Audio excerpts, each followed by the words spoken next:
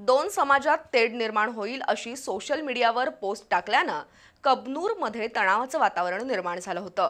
त्यातून शुक्रवारी रात्री शिवाजीनगर पोलीस ठाण्यासमोर मोठा जमाव जमला होता। या प्रकरणी अनिकेत साळुंखे याला अटक केली असून न्यायालयानं त्याला 2 दिवसांची पोलीस कोठडी सुनावली आहे।